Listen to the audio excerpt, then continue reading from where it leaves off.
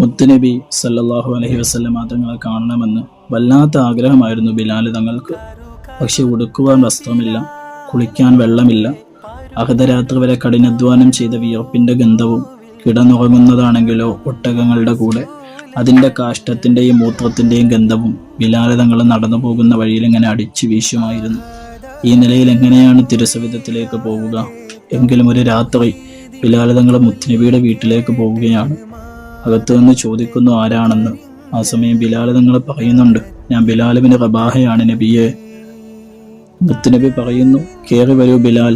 ബിലാൽ തങ്ങൾ മടിച്ചിങ്ങനെ പുറത്ത് നിൽക്കുകയാണ്, കാരണം ശരീരത്തിലെ വിയർപ്പിന്റെ ഗന്ധമാണല്ലോ. എങ്കിലും മുത്തുനബി നിർബന്ധിച്ചപ്പോൾ ബിലാൽ തങ്ങൾ ഇങ്ങനെ അകത്തേക്ക് കയറി ചെന്നു.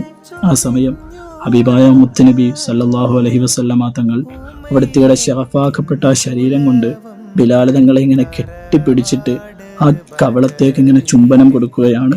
ഇന്ന് വരെ ബിലാലിനെ ആരും തൊട്ടിട്ടില്ല, ഇന്ന് വരെ ബിലാലിന്റെ അടുത്ത് ആരും ഇരുന്നിട്ടില്ല. ആ ബിലാലിനെയാണ് റഹ്മത്തുല്ലിൽ ആലമീനായ മുത്തുനബി സല്ലല്ലാഹു അലൈഹി വസല്ലമ തങ്ങൾ ആ ശറഫാക്കപ്പെട്ട ശരീരം കൊണ്ട് കെട്ടിപ്പിടിച്ച് കവളത്ത് ചുംബിക്കുന്നത്.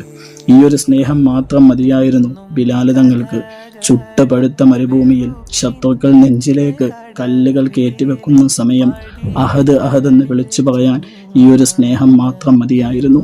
ഇതായിരുന്നു മുത്തുനബി സല്ലല്ലാഹു അലൈഹി വസല്ലം. സല്ലല്ലാഹു വസല്ലമ അലൈക യാ സയ്യിദി യാ റസൂലല്ലാഹ്.